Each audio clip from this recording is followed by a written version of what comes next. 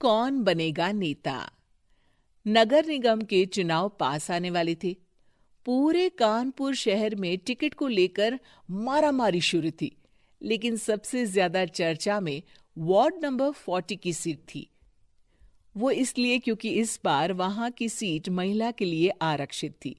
अब सवाल ये था कि चुनाव लड़ेगा कौन। इससे पहले ठाकुर साहब वहां से पार्षद थे और इस बार उन्होंने अपनी पत्नी सीमा ठाकुर को टिकट दिलवाई और ठाकुर साहब की शान के कारण सीमा जी ने 20,000 वोटों से चुनाव जीत लिया। अरे बधाई हो सीमा भाभी, अब तो आप वार्ड की पार्षद बन गई हैं। अब तो हमारे काम आप ही करवाएंगी। अरे ये तो सिर्फ नाम की पार्षद बनी है, वो तो महिला सीट आ गई, वरना पार्षद तो मुझे ही बनना था। अब भले ही चेहरा इसका होगा लेकिन पावर तो मेरी ही होगी। अरे वाह भाई साहब, क्या दिमाग लगाया है आपने भी। आइए आप लोग, खाना लगा दिया है सबके लिए। सीमा जी पार्षद बन चुकी थीं, फिर भी उनकी एक ना चलती। सारे काम ठाकुर साहब खुद ही संभाल लेते और जहां जरूरत पड़ती वहां सीमा जी का अंगूठा लगवा लेते। सीमा जी ज्यादा पढ़ी लिखी भी नहीं थी। एक दिन ठाकुर साहब और सीमा एक प्रोग्राम में जाते हैं। अरे ठाकुर साहब, आप आ गए। ओहो, पार्षद मैडम भी आ गई हैं। स्वागत है आप दोनों का। लगता है हमारे पार्षद फंड का सही इस्तेमाल हो रहा है। चलिए अब उद्घाटन करते हैं। ये लीजिए ठाकुर साहब कैची, आप ही सबसे पहले प्रवेश कीजिए। सब लोग आगे निकल जाते हैं और सीमा जी पार्षद होने के बावजूद भी पीछे खड़ी रह जाती हैं। वो देखती हैं कि वेलकम बोर्ड पर उनका नाम है, लेकिन महिला होने के कारण कोई उनका सम्मान नहीं कर रहा। अगले दिन एक आदमी उनके घर आता है। अरे ठाकुर साहब नमस्कार। कल ना हम नोटिस किए कि हमारा घर तो अवैध है और नगर निगम वाले उसे तोड़ने आ रहे हैं। अरे कुछ कीजिए ना ठाकुर साहब। देखो भाई, मैं तो ज्यादा कुछ कर नहीं सकता, पर अगर तुम सबकी जेब गर्म कर दो तो कुछ हो सकता है। कुल मिलाकर 4 लाख लगेंगे। अरे 4 लाख ठाकुर साहब? अरे भाई, मैं अपने लिए नहीं मांग रहा हूँ। दरोगा है, इंजीनियर बाबू है, बड़े साहब है, सबको देना पड़ता है ना थोड़ा थोड़ा। बोलो है मंजूर? तभी वहां अचानक सीमा जी आ जाती हैं। अरे ये आप क्या कर रहे हैं? पहले इन्हीं लोगों से तो आपने वोट मांगे, अब इनसे ही पैसे ले रहे हो। अरे चुप रहो तुम।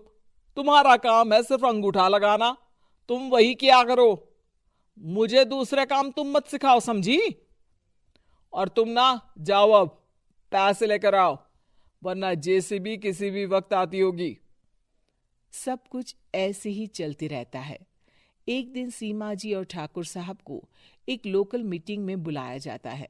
वहां पर कई और अधिकारी लोग भी मौजूद रहते हैं।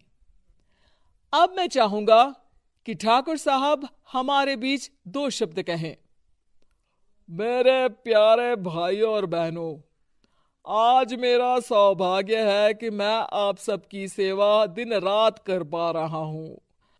आपने मेरी पत्नी को भारी मतों से जिताया है, इसलिए मैं आप सभी का शुक्रगुजार हूं। मैं आप सबसे वादा करता हूं कि हमेशा की तरह हमारे वार्ड में किसी को कोई तकलीफ नहीं आने दूंगा। सभी लोग तालियां बजाने लगते हैं। अब मैं माननीय पार्षद मैडम को स्टेज पे बुलाना चाहूंगा। अपने नाम को बुलाया सुनकर सीमा जी एकदम चौंक जाती है। उन्हें बिल्कुल उम्मीद नहीं थी कि इतनी बड़ी जगह उन्हें मंच पर बुलाया जाएगा। जैसे तैसे वो मंच पर चढ़ती हैं। ऊपर जाती ही सीमा जी को सारी पुरानी बातें याद आ जाती हैं कि किस तरह उनके पति उन्हें कभी भी आगे बढ़ने नहीं देते और उनके नाम से गलत काम करते हैं। वो बोलने लगती हैं। मैं आपके वार्ड की पार्षद सीमा हूं। आप में से बहुत कम लोग ही मुझे जानते होंगे, क्योंकि इससे पहले मुझे कभी ऐसा मौका ही नहीं मिला। सारे मौके मेरे पार्षद पति यानी आपके ठाकुर साहब ही लेते रहे, लेकिन आज ये मौका मुझे मिला है तो मैं इसे ऐसे ही नहीं जाने दूंगी। मैं आपको ये बताना चाहती हूँ कि आपके ठाकुर साहब मेरे नाम की आड़ में गैर कानूनी काम करते हैं, जिस पर अंगूठों के निशान मेरे होते थे। इसीलिए मैं अपनी गलती मानती हूं और आज अपने पद से इस्तीफा देती हूं, ताकि आगे से कोई गलत काम ना हो पाए। अब फैसला आप सबके हाथ में है कि आप हमें क्या सजा देना चाहते हैं। सीमा जी की बातें सुनकर ठाकुर साहब के चेहरे का रंग उड़ जाता है और वो शर्म से मुंह नीचा करके वहां से चले जाते हैं और पद से इस्तीफा देकर ही सही सीमा जी अपने आप में आत्मविश्वास महसूस करती हैं।